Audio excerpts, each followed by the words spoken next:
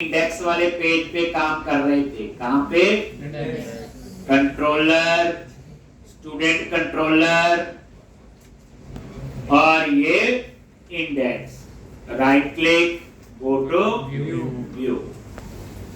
ठीक, तो अब आप इसको रन करो और यही डिजाइन हम पहले कंप्लीट करेंगे। तो इस क्वेश्चन में आपका मॉडल भी खुद बनाएंगे, कंट्रोलर भी और व्यू। अब साथ साथ प्रैक्टिस रखना, जैसे ये एप्लीकेशन में काफी कुछ चीजें जो है वो होंगी। लॉजिक, स्टूडेंट लिस्ट इसी पे थे, तो ये ठीक आ गया। यहां पे क्लियर है जी? तो अगर फॉल्स है तो नीचे आउटपुट किसमें लेनी है? ठीक। अगर डेटा है तो टेबल, थोड़ी सी आदत पड़ चुकी है बूटस्ट्रैप अप्लाई करने की। देखो क्लासेस वही हैं, थीम चेंज हो गया, याद रखना।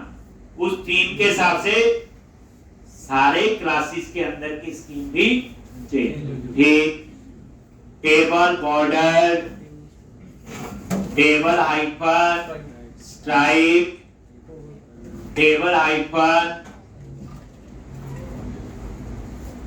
लॉज, और यहां पे टी हेड टेबल है, और इसमें आपकी टी आर टेबल रो, और यहां पे टी एच टेबल हेडिंग। क्या लिखना है? नेम, स्टूडेंट का नेम, एड्रेस, एज, ईमेल, और एक और नेम, नेम के बाद एड्रेस, एड्रेस के बाद एज, एज के बाद ईमेल, और ये लास्ट में आप लिख दो एक्शन, क्योंकि इसमें हमने 3 बटन लगाने हैं, एडिट, डिटेल्स और डिलीट। तो हम एक्शन ही बोलते हैं, इसलिए मैंने ऐसा लिख दिया ध्यान से। तो ये टी है टेबल है, कोई कोड कॉपी पेस्ट नहीं करना, एक एक चीज समझ के लिखनी है, चाहे देख के लिखो, उसमें कोई बोल। मैं तो कर देता हूं कॉपी पेस्ट, पर आपने नहीं कर। अब उसके बाद क्या करोगे? एल्स में यहां पे टी और डेटा के लिए। अब यहां पे डेटा में क्या आएगा? स्टूडेंट की इंफॉर्मेशन। वो कहां से आएगी? मॉडल से। वो मॉडल आएगा जो मॉडल ऊपर ऐड। तो आप देखोगे, रट्टा नहीं समझना, मतलब ये है आई इनमरेबल क्या बनाएगा? कलेक्शन किस मॉडल की? स्टूडेंट की। कैसे पता चलेगा यहां आई इनमरेबल लिखना है? हर में थोड़ी लिखते हैं हम लोग, यहां। यानी पूरी कहानी को समझना है, जब भी रुको देखो क्या काम कर रहा है। ठीक, तो यहां पे पता है आई इनमरेबल मतलब एरे, एरे बोले तो कलेक्शन। तो यहीं पे आ गई।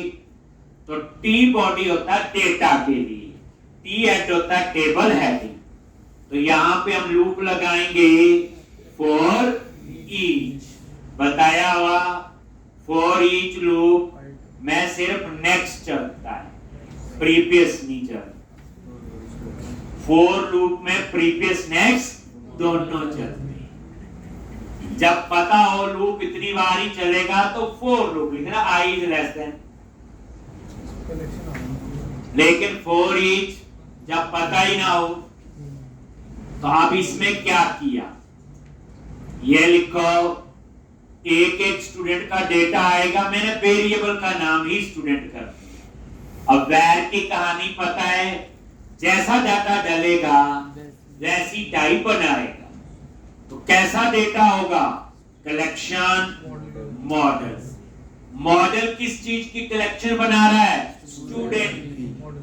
तो इसका मतलब एक एक स्टूडेंट का डाटा इसमें आएगा। कैसे पता, ये देखो माउस लेके क्या लिखा हुआ, तो वह जैसा डेटा आएगा वैसी टाइप बनाता है। तो यहाँ पे इसका नाम अगर आप एसटीडी भी रख लोगे, अगर आप ऐसे, तो भी देखो स्टूडेंट क्लास का ही बना ना।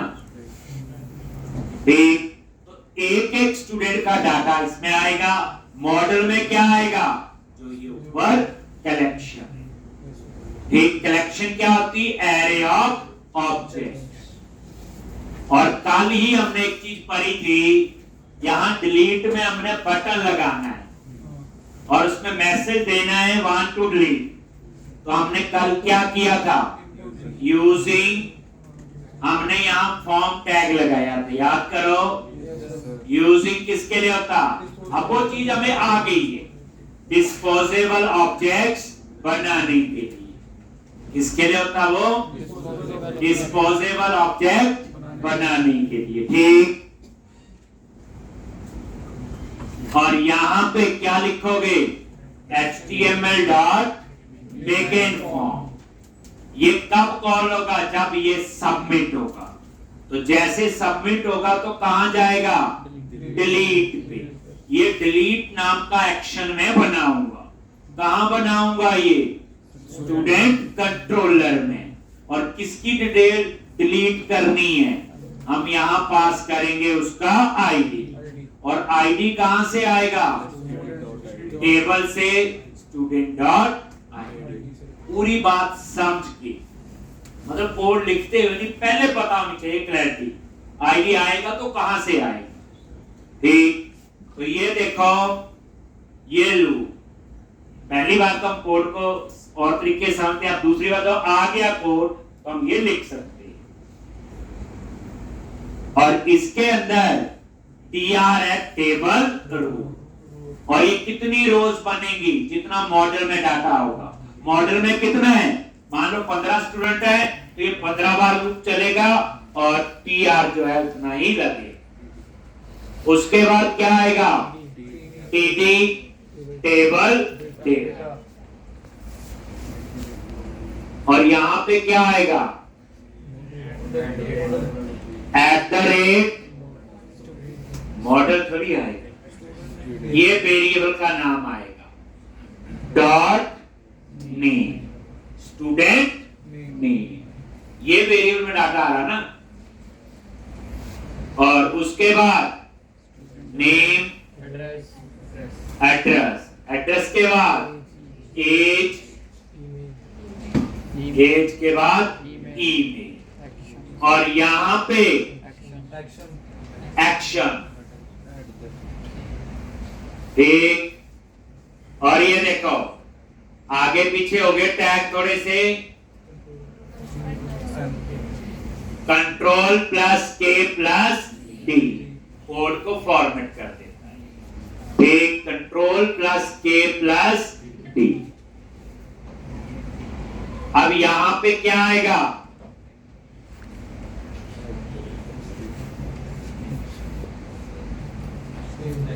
एक @HTML dot action link.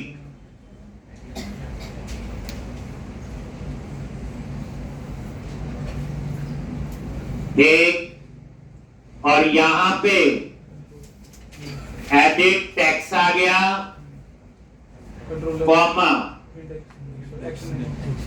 Action का नेम, कॉमा, सीधा आईडी पास कर दो। इसमें गुस्सा नहीं करना होता। एक्शन लिंक पे ना F12 प्रेस कर लेना होता है। ये कितनी बार ओवरलोड हुआ है उसमें आप चेक कर सकते हो। एक, अगर आप कंट्रोलर नेम भी लिख दोगे पहले तो भी कोई गलत नहीं है। एक, कॉमा, किसको आपने एडिट करना है तो क्या पास करेंगे, आईडी। तो ID is equal to student dot ID. और साथ में आप पढ़ी है बूटस्ट्रैप। जैसे जैसे कॉमा लगाते नीचे लिखा था बच्चे, इसमें रट्टा नहीं मारना। ये लिखा आ गया HTML एट्रीब्यूट, मतलब ये बूटस्ट्रैप अप्लाई करना। नीचे लिखा होगा, अरे देखो राउट वैल्यूज पैरामीटर, नीचे लिखा होगा कंट्रोलर पास करना है। ठीक, तो इसमें आपको रट्टा नहीं, मतलब कहने का ये ना पता चले, इस पे F12 प्रेस करो। ये देखो कितने एक्शन लिंक है, ये देखो इनमें से कौन सा यूज कर रहे हैं, देख लो अलग अलग आ रहा है। किसी में सिर्फ लिंक का टेक्स्ट और एक्शन नेम ही है। ठीक, किसी में लिंक का टेक्स्ट है, एक्शन नेम है और पैरामीटर है। ठीक, और किसी में लिंक टेक्स्ट, एक्शन नेम, ये पैरामीटर जो मेरा हुआ, राउट वैल्यू और ये बूटस्ट्रैप। ठीक, तो इसमें ऐसा नहीं कि मैंने कोई चीज बनाई है, F12 इसीलिए सिखाया था देखो चीजों। अगर आप ऐसे याद रखोगे कॉमे के बाद मैंने ये लिखा था, आपने भी लिखना है कॉमे के बाद, तो हमें याद नहीं रहेगा, फिर तो वो रट्टा। ठीक, सब आता देखो, मैं ये वाला यूज हुआ, ये ना link text, action name, route values and bootstrap. तो अब यहां पे वो है, तो लास्ट में बूटस्ट्रैप अप्लाई का सिंटैक्स है @class btn hyphen info। ठीक, ये आपका बन। अब दूसरा बटन लगाना है डिटेल का, कौन सा, डिटेल। तो यही सेम, नीचे आ जाओ @html.action link और यहां पे डिटेल्स, ये क्या टेक्स्ट और ये क्या डिटेल्स, एक्शन का नेम। डिटेल बोले तो फाइंड, जैसे लिस्ट बॉक्स पे क्लिक करते थे, किसको फाइंड करना, उस स्टूडेंट का आईडी, तो ये हमने पास कर दिया .id। मतलब ये नहीं जोड़ करना, std id लिखा है। अब समझो कैसे आया है, कैसे लूप चल रहा है। बस कॉमा न्यू क्या आएगा, @class btn hyphen success link। ठीक, और तीसरा डिलीट का, लेकिन जो डिलीट का बनाएंगे वो सबमिट का होगा। कल बताया था, हम वो ही सीधा बना लेंगे, दूसरा तो आ ही गया, वैसे कम ही यूज करते हैं।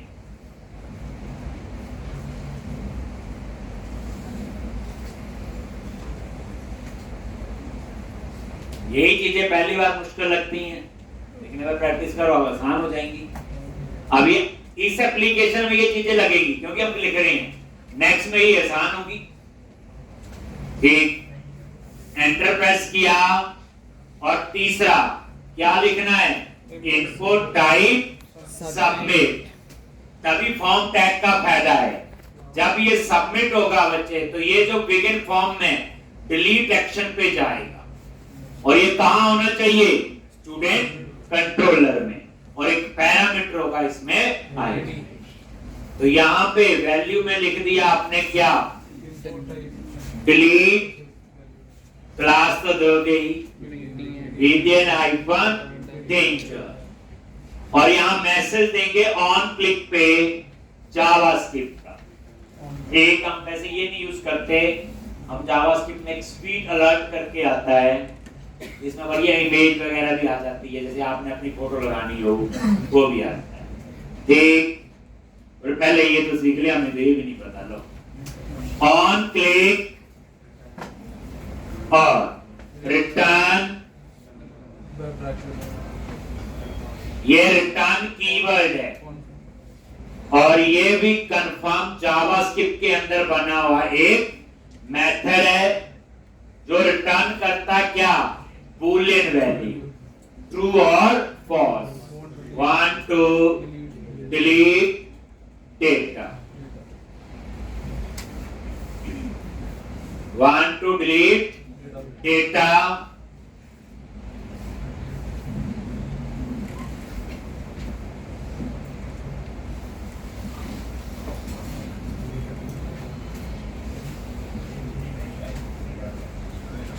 ठीक, want to delete data,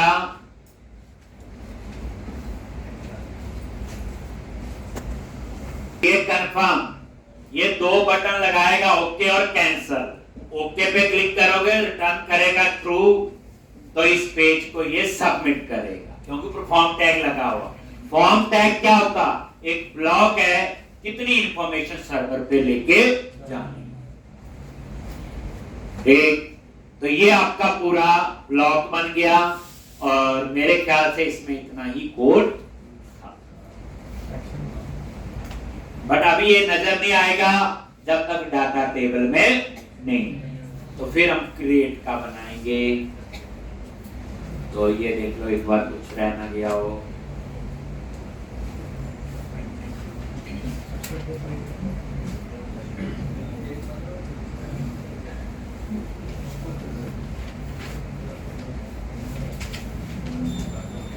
एक अब यहां पे ये ब्रैकेट ऊपर देख लेना, सारी प्रॉपर क्लोज हो जानी चाहिए। ठीक है जी।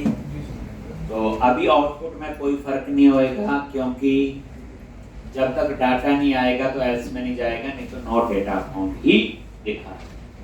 अब हम बनाएंगे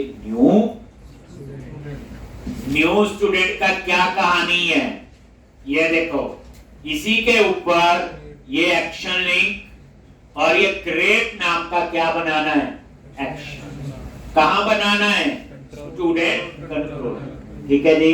चलो, तो अब हम लोग स्टूडेंट कंट्रोलर पे गए और यहां पे नेक्स्ट है पब्लिक एक्शन रिजल्ट क्रिएट और रिटर्न व्यू।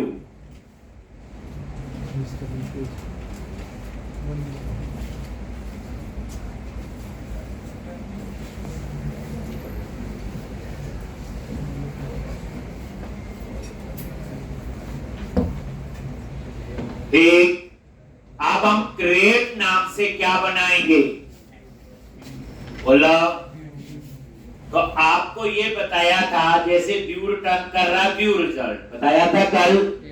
तो यहां भी क्या कर लो फिर व्यू रिजल्ट। ये लो क्या कर लिया? व्यू। ठीक है जी।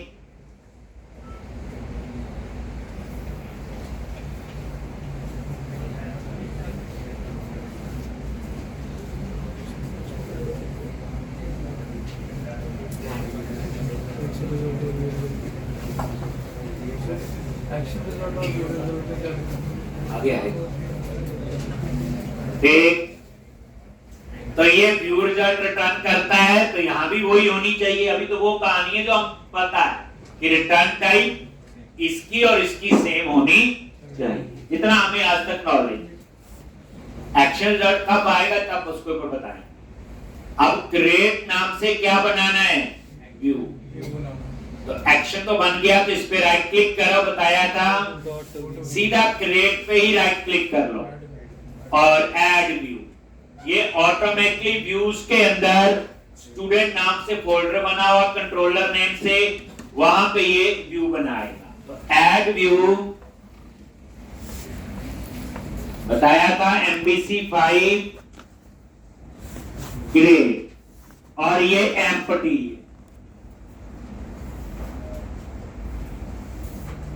देन ऐड पे क्लिक करो।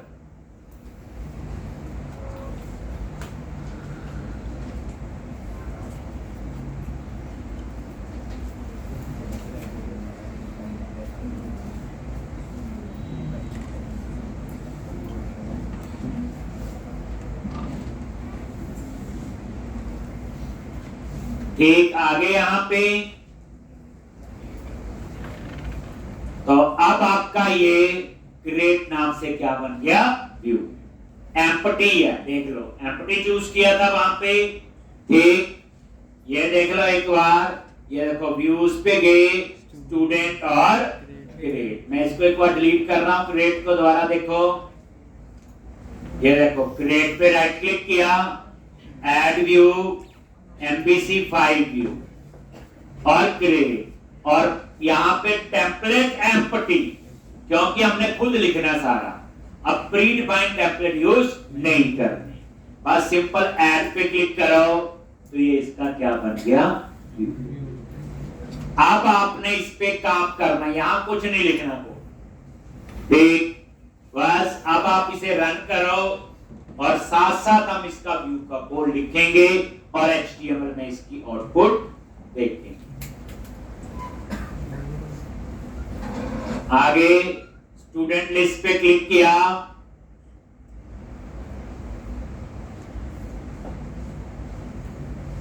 और न्यू स्टूडेंट,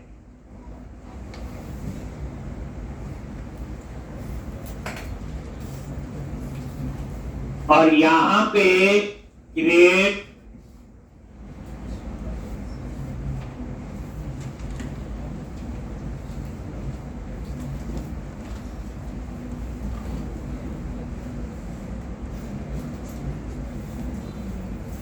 ठीक। अब यहां पे आपका कहानी है क्रिएट, ठीक। तो अब आपने क्या करना है, ये इसका व्यू बन गया क्रिएट। सबसे पहले जो लिखा हुआ था डिलीट कर, तो सबसे ऊपर क्या है, मॉडल ऐड करते हैं M स्मॉल में, और यहां पे ये name space dot model dot student. कभी भी सेव अपडेट डिलीट एक ही रिकॉर्ड होगा, इसलिए यहां पे आई इनमरेबल की जरूरत नहीं है। अब यहां पे हेडिंग दिया H2, और यहां पे क्या लिखोगे, न्यू स्टूडेंट। हेडिंग है, न्यू लिख दो या क्रिएट स्टूडेंट लिख दो, कुछ भी। और इसके ऊपर क्लास टैक्स हाइफन प्राइमरी और टैक्स हाइफन सेंटर, और ये नजर मारो, रिफ्रेश आ गया यहां पे। अब आपने नीचे डेटा डिस्प्ले करना है, ठीक। तो ये आपका आ गया, पता है इतनी कहानी सबको। अब हमने क्या करना है यहां पे, यूजिंग किसके लिए होता, डिस्पोजेबल ऑब्जेक्ट्स बनाने के लिए। और इसके बीच में क्या लिखोगे, HTML डॉट बिगिन फॉर्म। आप बोलोगे यहां बिगिन फॉर्म में कुछ नहीं लिखा, तो जब ये पेज सबमिट होगा तो उस सेक्शन का नाम भी क्रिएट ही होना चाहिए। अगर उसका नाम कुछ और देना है तो यहां पे फिर जैसे डिलीट में लिखा, तो अभी तो सेम ही हम फॉलो कर रहे हैं।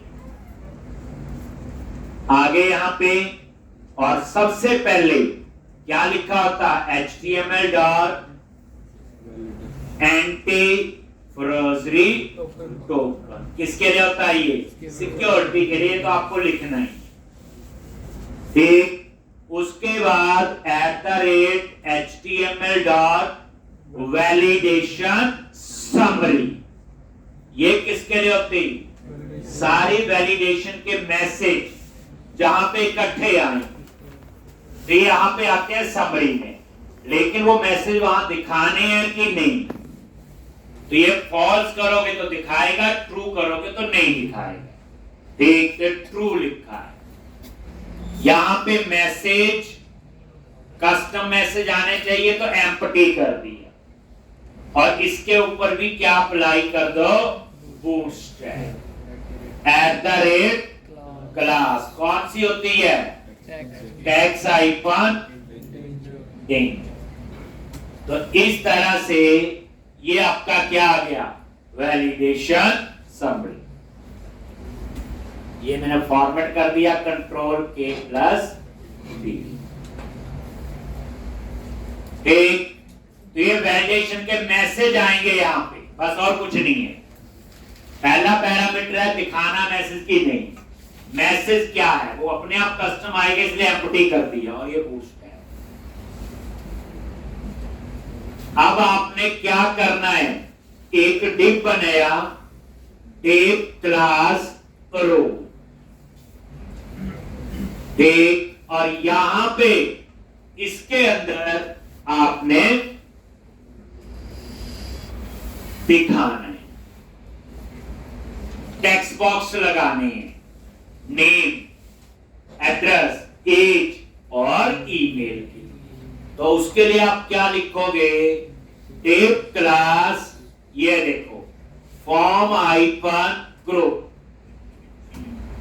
एक कॉलम के लिए एक ग्रुप बनाऊंगा, इसमें स्टूडेंट का नेम आएगा। फिर कैसे, सबसे पहले हेडिंग, तो इसके लिए @html डॉट, जब भी आप @html लिखते हैं तो ये सारे जो है ये क्या होते हैं आपके HTML हेल्पर, ठीक है। तो यहां पे लिखा लेवल 4, ये किसके लिए होता, कॉलम के नेम के लिए। लेवल 4 किसके लिए होता आपका, कॉलम के नेम के लिए, ठीक। और यहां पे कॉलम का नेम, किस कॉलम का नेम, ये देख लो, ये जो HTML हेल्पर है लेवल 4 कॉलम का नेम, और इसके अंदर जो लिखते हैं वो होती है लैम्डा एक्सप्रेशन। कैसे लिखोगे, यहां पे मॉडल के लिए लिख दिया वेरिएबल m, कुछ भी नाम रख सकते हो, और ये goes to operator equal to greater than, क्या बोलते हैं उसको, गोज टू ऑपरेटर। और ये m वेरिएबल ऑटोमेटिकली किस टाइप का डिक्लेयर होगा, जिस टाइप का मॉडल है।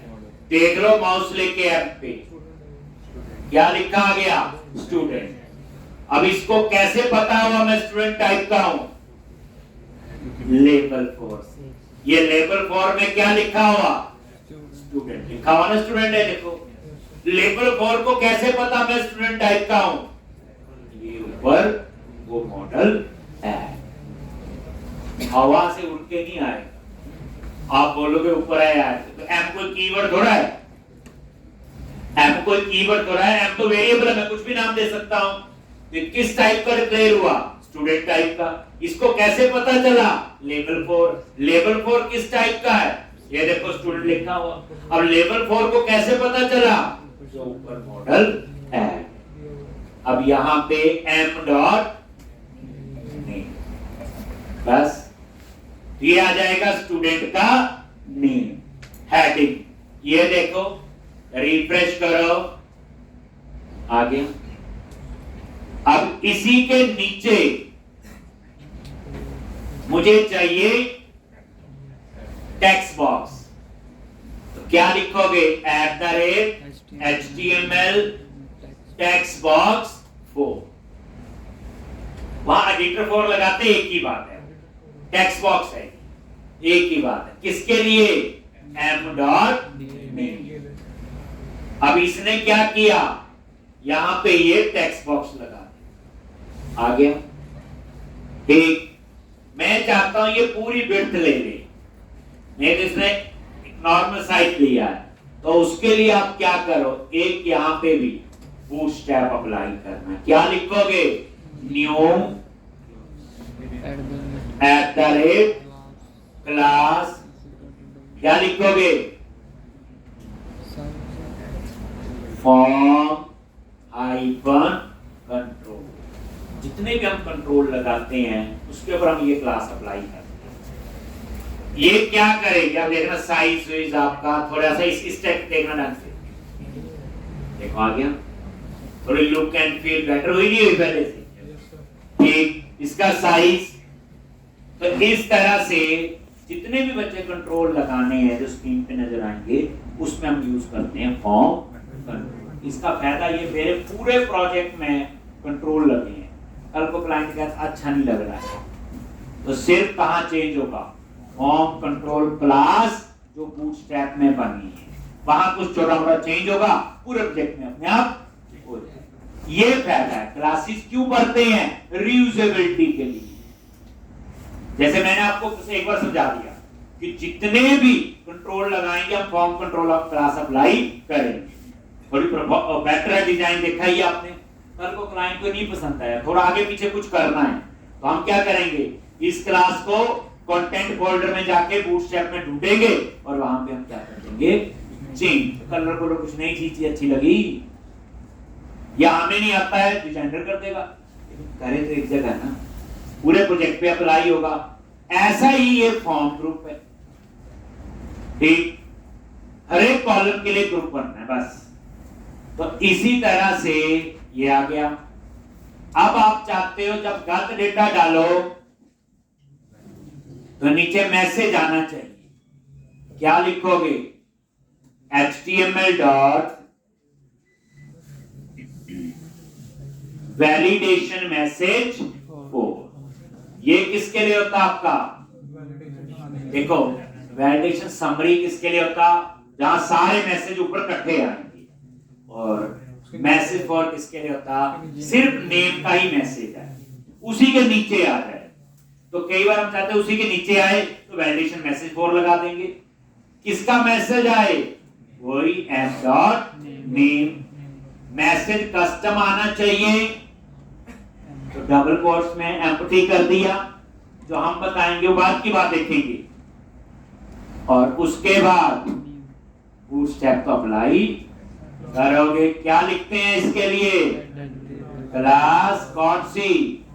Tax hyphen danger. आज प्रैक्टिस का मजा आएगा, सारा कुछ खुद लिखना आपने। थोड़ी देर रुकना, और भी बड़ा कुछ लिखेंगे आप लोग, ठीक। तो इससे डिजाइन में कोई फर्क नहीं पड़ेगा, क्योंकि वैलिडेशन मैसेज पर तब काम करेगा जब नेम के ऊपर कोई वैलिडेशन लगाई होगी और वैसा डेटा आपने एंटर नहीं किया तो इस पे वो मैसेज आ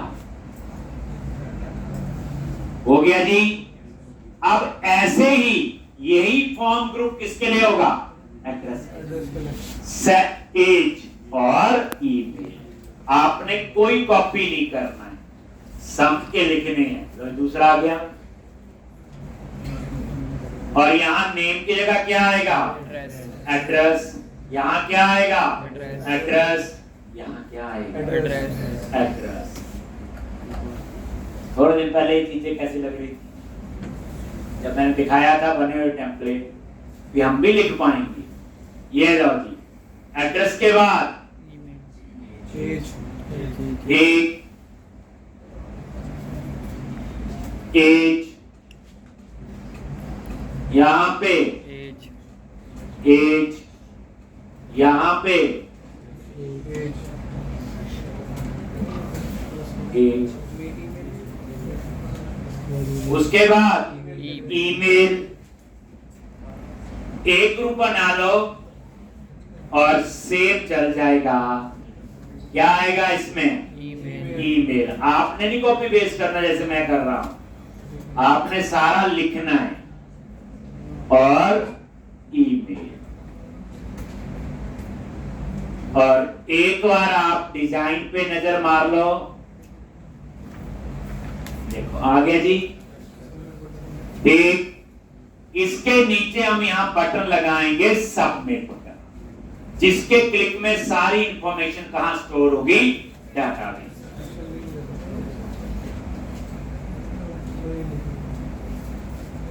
मतलब आपने नहीं कॉपी पेस्ट किया, एक फॉर्म ग्रुप बनाया, सेम। अब क्या हुआ? क्लाइंट कहता है ये ग्रुप ठीक नहीं लग रहा है, तो क्या करोगे? आप इस फॉर्म ग्रुप की क्लास कहां ढूंढोगे?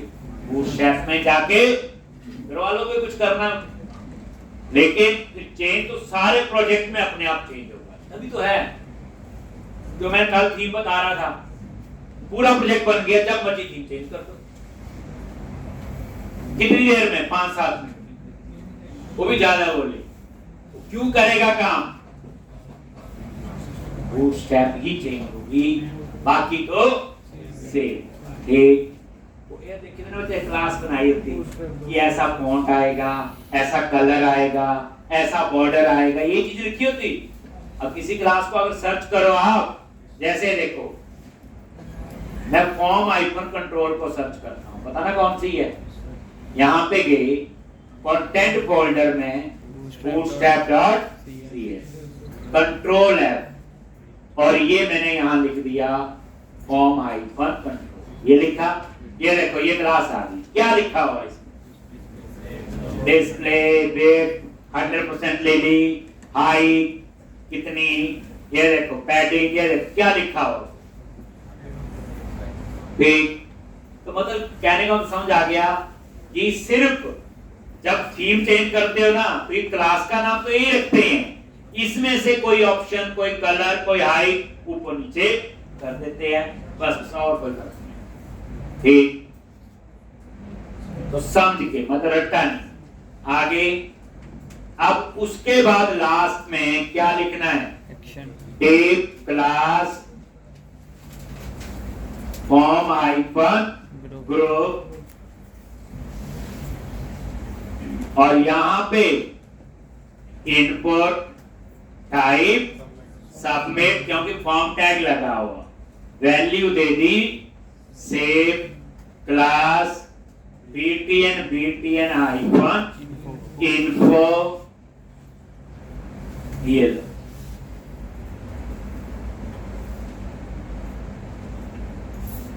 ये देखो रिफ्रेश करो, आगे बढ़ो।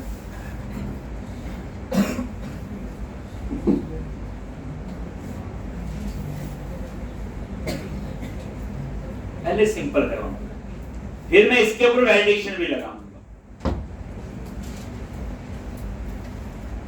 यानी इस क्वेश्चन में सारा कोड हमने खुद लिखा। बूटस्ट्रैप भी बताऊंगा नहीं, लेकिन कोई फायदा नहीं, वही अच्छी लिख सकता है जिसके पास डिजाइन सेंस हो। हम तो कोई भी कलर मैच कर देंगे, कुछ भी कर देंगे, कुछ और ही बना देंगे, डिजाइन है ना वो, इसी के लिए बूटस्ट्रैप क्या है, प्रोग्रामिंग थोड़ी है, डिजाइन है। मैंने एक दिन बोला था, एक कंपनी में होते ग्राफिक डिजाइनर, एक होते सिंपल कोडिंग के डरने वाले डिजाइनर। जो ग्राफिक डिजाइनर होते उनकी तो अच्छी ग्रोथ होती, और दूसरे बेचारे 15-20 बच्चे भी रहते, क्योंकि उनके पास डिजाइन सेंस तो नहीं है, बस बूटस्ट्रैप का नॉलेज। अब कोई बोले क्लाइंट मेरे लिए आपने प्रोजेक्ट बनाना, होम पेज का डिजाइन बना बढ़िया सा, 2-4 सैंपल बना के बता, तो वही बता सकता है डिजाइन सेंस होगी। जिसके पास नहीं है वो क्या दिखाएगा। तो इस तरह से अब आपका ये आ गया। अब हम लिखेंगे ये सबमिट का कोड, ठीक, ये आता हमें सारा।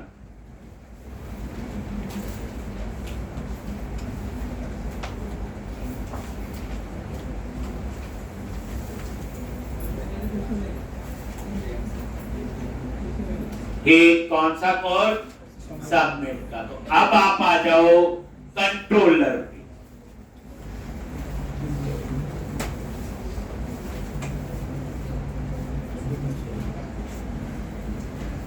ठीक, अब आ गए आप लोग कंट्रोलर पे। तो अब हमने बनाना इसका क्रिएट का सबमिट, यही बनेगा। चलो, तो ये स्टूडेंट कंट्रोलर पे आ जाओ, ये लिख लिया सारा। तो सिंपल था, अब हमने भी लिखना शुरू कर दिया, कुछ ऐसा नहीं है। तो अब कंट्रोलर पे गए, क्या लिखते हैं यहाँ पे, जल्दी बोलो, HTTP पोस्ट, और यहाँ पे ये भी लिख सकते हैं वैलिडेट एंटी फ्रोजरी टोकन। ये किसके लिए है, अगर आपने ये चीज लिखी हो, ये सिक्योरिटी के लिए, ठीक। तो जब अगर आपने ये चीज लिखी है तो ये लिख लिया करो, बेहतर होता है, कोई प्रॉब्लम नहीं है इसमें। अब आप लिखो पब्लिक एक्शन रिजल्ट, क्या नेम होगा, ग्रेड, और क्या पास करेंगे,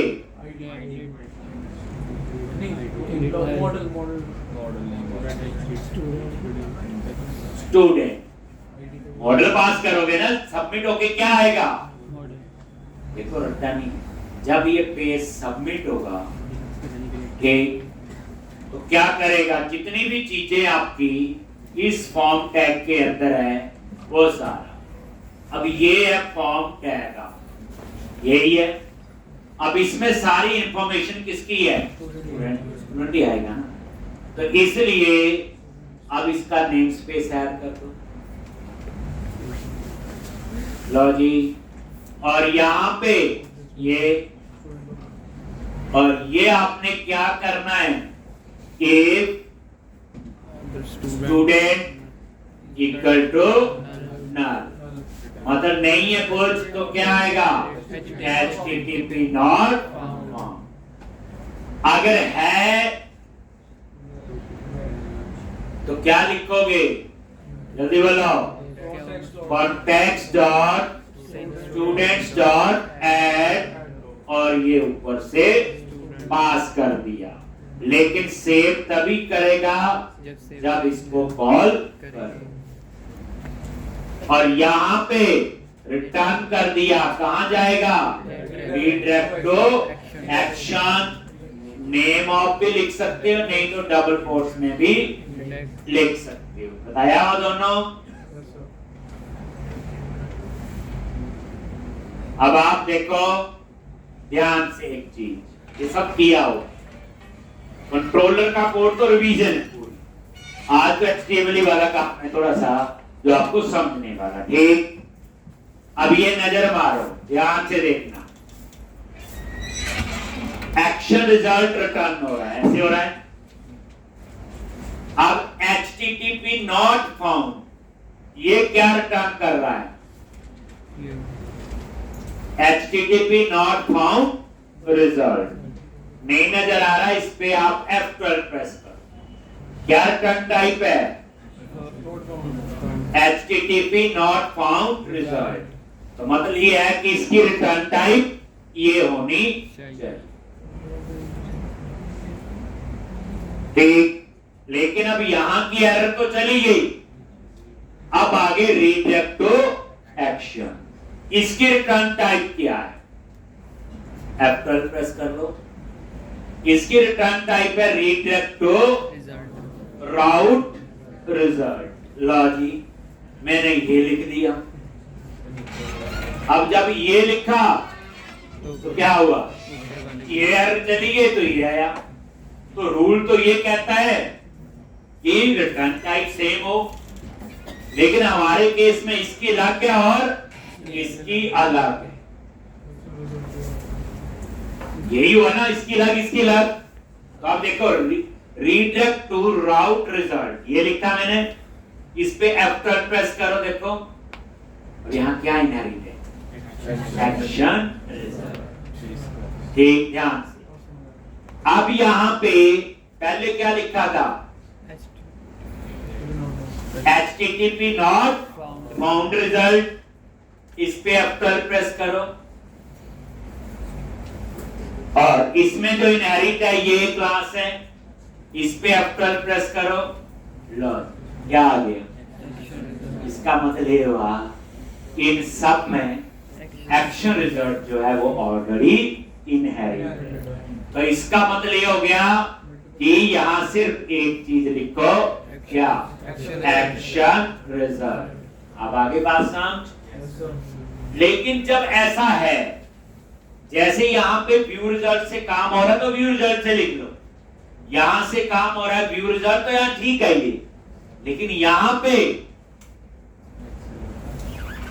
इसकी रिटर्न टाइप अलग और इसकी रिटर्न टाइप अलग। तो एक्शन रिजल्ट इन सब में क्या है, इनहेरिट, इसलिए ज्यादातर आपको क्या मिलेगा, एक्शन रिजल्ट, एक जो हमें समझाना चाहिए। अब आप यहां ब्रेक पॉइंट लगाओ और इसे रन करो, तो यहां एक्शन रिजल्ट चाहिए, याद रखो, यहां नहीं चलेगा जो इनकी return time.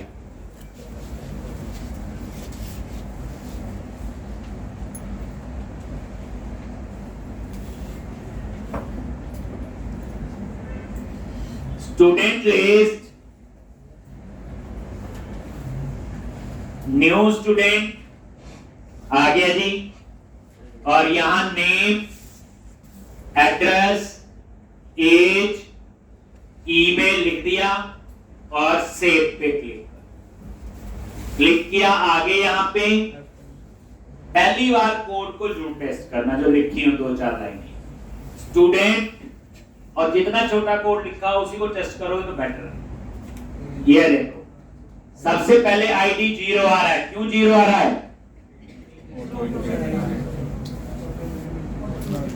Default value integer का, क्योंकि आईडी जो है वो हमने पास ही नहीं किया हुआ, क्योंकि आईडी जो है वो ऑटो इंक्रीमेंट और 0 इस वजह से आ रहा है कि इसकी डाटा टाइप इंटीजर है और इंटीजर की डिफॉल्ट वैल्यू क्या होती? 0। बाकी ठीक आ रहा है, नेम भी, ईमेल भी, एज भी और एड्रेस। F10 नल तो नहीं है, F10 होता स्टेप फॉरवर्ड। आगे मैं डीबग की और चीजें भी बताऊंगा बच्चे। एक जिसको डीबगिंग आगे अच्छी, सॉल्यूशन तो फिर मिल ही जाएगा। लो सेव चेंजेस और यहां पे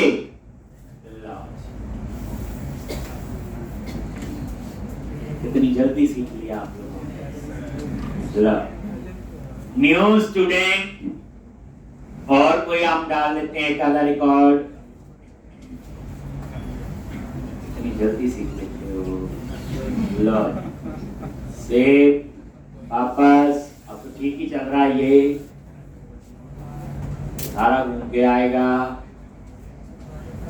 ऐसे भी देख लिया करो कहां कहां गया, देखो देख लिया करो एक बार और देखो सब बताया हुआ, नहीं तो घुमाते रहेगा सारा। ये ठीक हो गया जी। अब हम लोग एडिट कहां करना अभी, इस पेज पे एक दिन और लगना होगा। ये तो वो लिखा जो हमें आता था, एक अभी नया तो मैंने बताया ही नहीं। तो अब आप इसे रन करो, ध्यान से देखोगे ब्रेक पॉइंट हटा दिया, टेस्ट हो गया। जितना का हमें आता था वो तो हमने चला।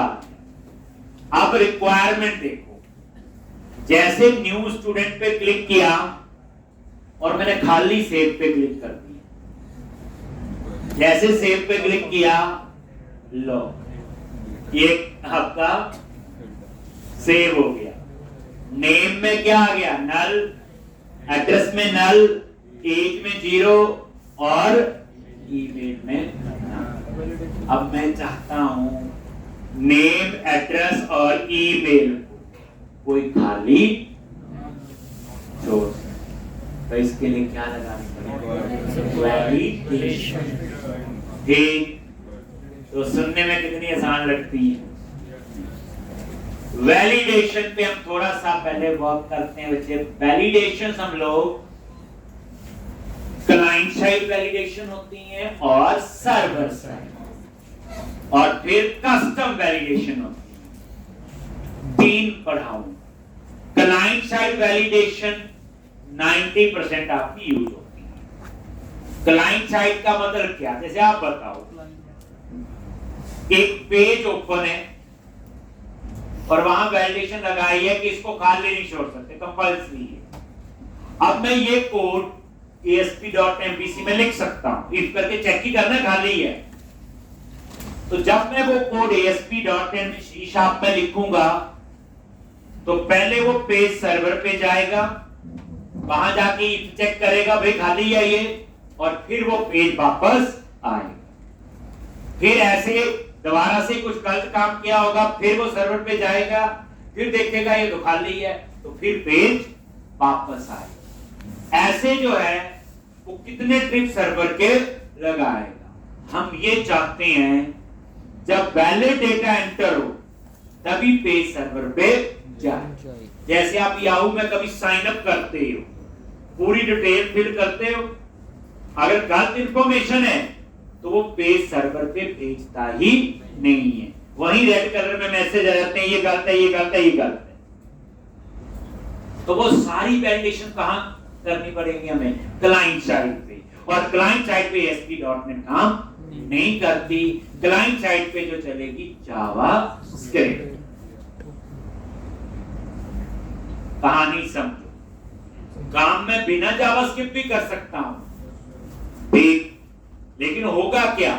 वो पहले सर्वर पे जाएगा, जैसे मैं यही देखो ये सर्वर पे आ, ये सर्वर है ना, ये वाली चीज, ये कोड किसका है? ASP.NET का ही है, MVC का जो है।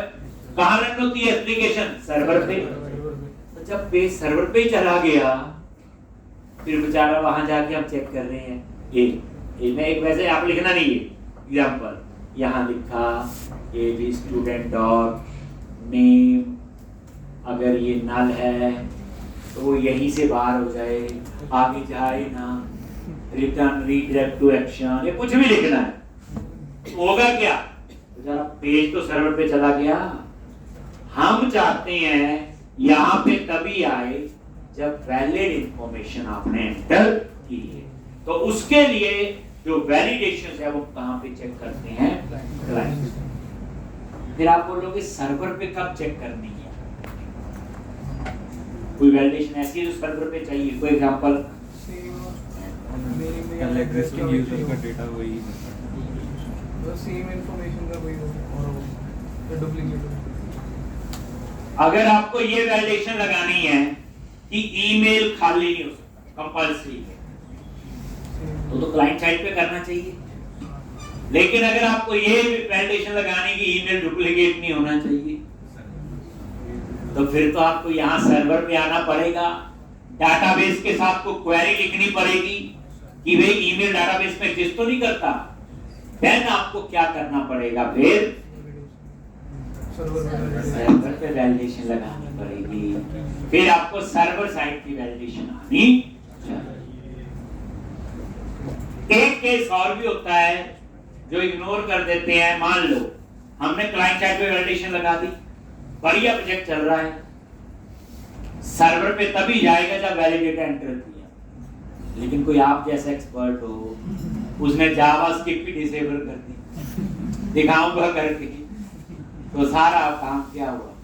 फिर सारा डेटा गलत कहां चला जाएगा?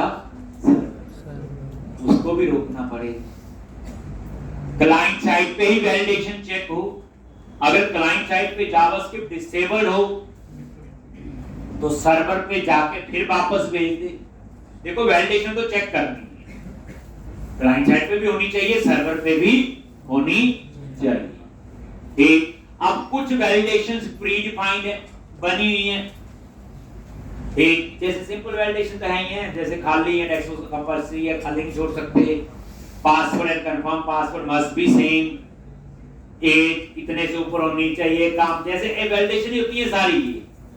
अब कुछ वैलिडेशन तो बनी हुई है जो मैं यूज करवाऊंगा, कुछ ऐसी है जो बनी नहीं है, तो फिर उस केस में हमें कस्टम वैलिडेशन भी आनी चाहिए। तो अब अगला जो है, एक दो दिन हम कहाँ काम करेंगे? वैलिडेशन। ठीक है, और बहुत इंपॉर्टेंट है ये बात, ठीक, कि वैलिडेशन अगर हम नहीं लगा पाए प्रोजेक्ट पे, कोई फायदा भी नहीं है इस स्क्रीन को बनाने। तो सबसे पहले क्या करना है आपको? ध्यान, मॉडल पे जाएंगे, कुछ बनी हुई है, पहले मैं क्लाइंट साइड ही करवा रहा हूं, स्टूडेंट मॉडल पे गए, अब यहां पे मुझे वैलिडेशन लगानी है, जैसे नेम को खाली नहीं छोड़ सकते, एड्रेस को खाली नहीं छोड़ सकते, ईमेल, तो इसके ऊपर आपने लिखना है रिक्वायर्ड। अब ये रिक्वायर्ड आपका हेल्प में नहीं आया, तो इसका नेम स्पेस, ये आपने नेम स्पेस ऊपर ऐड कर,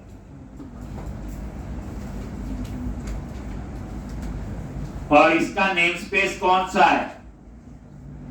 याद है, system dot component model dot data annotation. कोई पूछे वैलिडेशन के लिए कौन सा नेम स्पेस होता, तो याद रखना system dot component model dot data annotation. ठीक, अब रोज यूज होगा, डरने की जरूरत नहीं। ठीक, अब उसके बाद ये रिक्वायर्ड, ऐसे ही आप फिर किस पे लगा दो? एड्रेस पे भी रिक्वायर्ड। रिक्वायर का मतलब नॉट नल, इसमें नल अलाउ नहीं हो। ठीक, फिर नीचे ईमेल पे भी लगा दो, रिक्वायर्ड।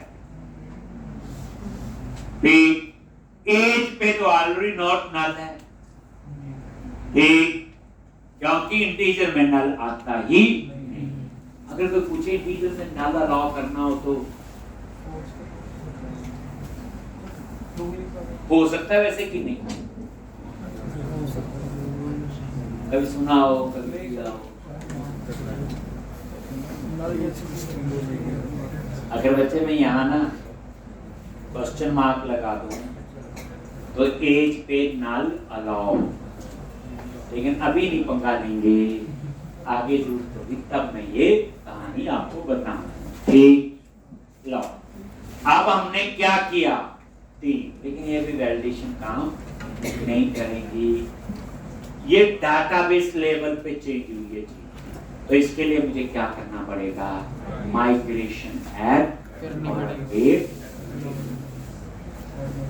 एक ये काम हमें करना पड़ेगा। ठीक है जी, एक में आपको, तो पहले हम लोग इसी पे काम करेंगे, तो इसके लिए आपको ऐड माइग्रेशन और अपडेट, अगर पैकेज मैनेजर कंसोल, बताइए आपको क्या लिखना है, सीधा ऐड हाइफन माइग्रेशन, एस तो इनेबल में लगता है, ठीक, और यहां पे ठीक ऐड रिक्वायर्ड वैलिडेशन टू, किस पे अप्लाई की, नेम, कॉलम के नाम लिख दो ना, नेम और क्या था, एड्रेस, ईमेल, ठीक, यानी हमने अप्लाई की किस पे, टू स्टूडेंट मॉडल। थोड़ा मीनिंगफुल नाम देना, मतलब कहने का ये, कल को देखने भी होते हैं, अगर कुछ भी रख लो, ऐड रिक्वायर्ड लिख लो, अंदाजा लगाए लो कि अभी एक ही मॉडल है, उसी में किया होगा, जब प्रोजेक्ट में 100 मॉडल होंगे तो लार्ज। और ये नजर मारो यहाँ पे माइग्रेशन में, देखो ऑल्टर कॉलम, कौन सा, नेम, एड्रेस और ईमेल, इसने 3 कॉलम क्या किए, ऑल्टर किए, और तीनों को क्या कर दिया, नलेबल फॉल्स।